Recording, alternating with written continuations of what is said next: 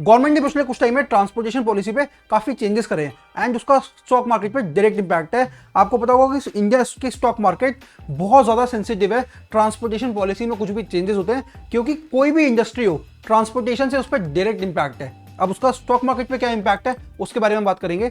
अगर हम देखें कि ओवरऑल क्या पॉलिसीज आई हैं, तो आपने देखा होगा अभी recently national highways development project आया है, द गोल्डन कॉरिडोर प्रोजेक्ट आया है, द भरतमाला प्रोजेक्ट आया है। इन सारे प्रोजेक्ट्स का इंडिया के ओवरऑल डेवलपमेंट पे एक बहुत ज़्यादा पॉजिटिव इम्पैक्ट रहा है एंड जिससे जो ट्रांसपोर्टेशन सेक्टर है उसमें इन्वेस्टमेंट और ग्रोथ की अपॉर्चुनिटीज़ बहुत ज़्यादा बढ़ गई हैं। आपने सुना भी वो कहते हैं कि जिस कंट्री का ट्रांसपोर्टेशन सिस्टम बढ़िया है उस कंट्री की इकोनॉमी हमेशा बढ़िया रहेगी। नाउ अगर हम बात करें ट्रांसपोर्टेशन पॉलिसीज में जो चेंजेस आए हैं उसका क्या इम्पैक्ट है, आप समझो। अगर नया ट्रांसपोर्टेशन प्रोजेक्ट आएगा तो ऑब्वियसली लोगों को ये होप मिलेगी कि नया प्रोजेक्ट आ रहा है तो ओवरऑल कंट्री की ट्रांसपोर्टेशन बढ़िया होगी, तो जो भी कंपनीज ट्रांसपोर्टेशन सेक्टर के अंदर हैं वो ग्रो होंगी ही होंगी। लेकिन दूसरी तरफ मान लो अगर ऐसा आता है कि कोई भी प्रोजेक्ट जो गवर्नमेंट ने अनाउंस करा था वो डिले हो रहा है या उसमें कुछ दिक्कत आ रही है, वो कैंसिल हो रहा है, तो इससे एक नेगेटिव इंपैक्ट पड़ सकता है। तो स्टॉक मार्केट पे ट्रांसपोर्टेशन पॉलिसीज का पॉजिटिव इंपैक्ट भी है, एक नेगेटिव इंपैक्ट भी है ही। सबसे बड़ी केस स्टडी है जीएसटी। जब से जीएसटी आया है आपके जो स्टेट बॉर्डर्स के बीच में मल्टीपल चेक पॉइंट्स पे टैक्सेस पे करने पड़ते थे, मल्टीपल टैक्सेस पे करने पड़ते थे, वो काफ़ी कम हो गए हैं, जिसकी वजह से जो ओवरऑल कॉस्ट है कंपनीज के लिए जो इस सेक्टर के अंदर है उनकी कॉस्ट काफ़ी कम हो गई है। कॉस्ट काफ़ी कम हो गई है तो प्रॉफिट बहुत बढ़ गया है, जिसके चक्कर में इन कंपनीज के शेयर प्राइस में भी काफ़ी अच्छा इंपैक्ट आया है।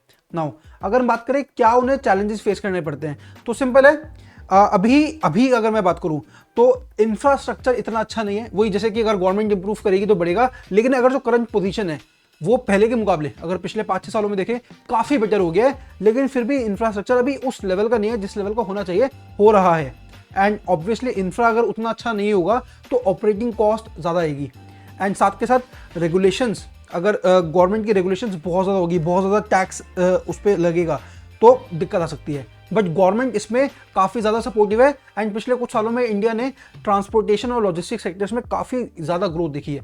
तो ओवरऑल अगर मैं कंक्लूजन इसमें दूं तो यही है कि जो ये पॉलिसीज़ है एक पॉजिटिव और नेगेटिव इम्पैक्ट तो लेकर ही आ सकते हैं, लेकिन अगर जो चैलेंजेस फेस करे गए तो ये पॉजिटिव की तरफ ही जाएगा। एंड अगर हम पिछले कुछ टाइम में देखें तो चैलेंजेस बड़े अच्छे तरीके से इंडियन गवर्नमेंट ओवरकम कर रही है, तो ट्रांसपोर्टेशन और लॉजिस्टिक्स सेक्टर का फ्यूचर बहुत ज़्यादा ब्राइट है। तो आपको जब भी दिखे कि नया प्रोजेक्ट आ रहा है, आपको हमेशा देखना चाहिए कि जो कंपनीज लॉजिस्टिक्स सेक्टर में, जो कंपनीज ट्रांसपोर्टेशन सेक्टर में है, वो किस तरीके से परफॉर्म कर रही है। आप थोड़े दिन एनालिसिस करोगे, चाहे बिना इन्वेस्टमेंट के करोगे, आपको पता लग जाएगा कि ट्रांसपोर्टेशन पॉलिसीज़ का, नए प्रोजेक्ट्स का, नए इंफ्रास्ट्रक्चर डेवलपमेंट का लॉजिस्टिक सेक्टर में और ट्रांसपोर्टेशन सेक्टर में डायरेक्ट इंपैक्ट है एंड ये इंपैक्ट आपको बेनिफिट कर सकता है।